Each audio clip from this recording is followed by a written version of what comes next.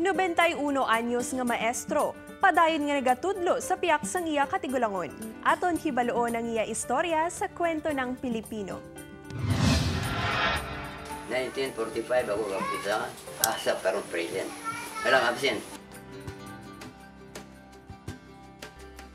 Ang habilin sa kanya ng tatay niya kasi yung lulo namin po. Sa Madyaas, yung founder.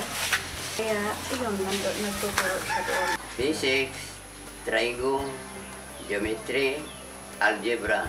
Ay, ang biling ni tatay, ay pagbabay sa eskwelahan. Ay, kung akong aywan, iba akong gawas. Gaguya. Pati lang, ang batis, iba man. Ay nga, binaktas ako. Maluwas sa iya nga pagtudlo sa Madyaas, nagahimo pa ni siya sa mga, nagahimo siya sa speaker, nagakayo siya sa mga radyo, nagakayo relo, ang sound sa Madyaas siya at iya na naiyahin. Ang sound system? Oo, sound system sa Madyaas. Simulat sa hapon, pero hindi since first. Binatang-binata. May kasama yan dito noon, pero nawala na, mauna. Siya lang mag-isa. Kaya kami lang ang tumingin sa kanya. Naglalakad lang yan pa, galing dito, papuntang school.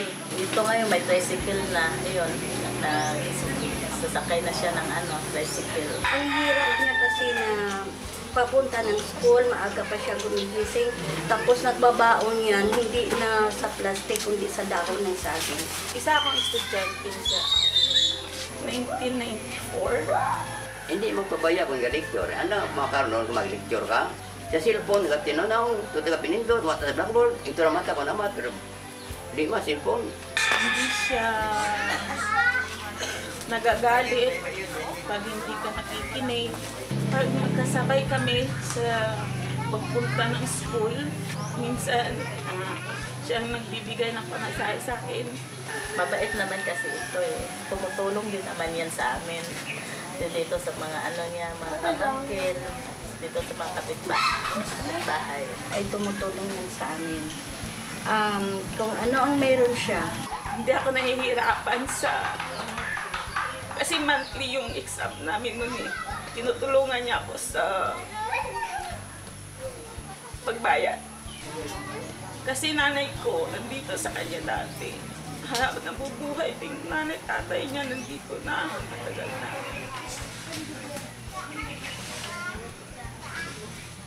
Kaya hindi ko makakalimutan yung tulong niya sa amin bilang teacher. Hindi siya mahirap pakisamahan bilang teacher. Hindi siguro naman siya magtatagal ng 69 years. Kasi from now, teacher pa rin siya. Sana magkaroon pa siya, marami pa siya matutulungan. Maghaba pa yung buhay niya. Sa edad na 91, andyan pa rin. Dapat nga nag-retire na pero andyan pa sa school. Susuportahan po namin siya. Konting alala lang po sa kanya. Habang may lakas pa siya, maganda pa yung pag-iisip niya. Okay, nandyan po kami susuporta sa kanya. Ingat kang lagi po. Andito lang po. So, abong salamat sa imong mabuli. Sa tulong mo sa amin, lalong-lalo na kay nanay. Abong salamat to.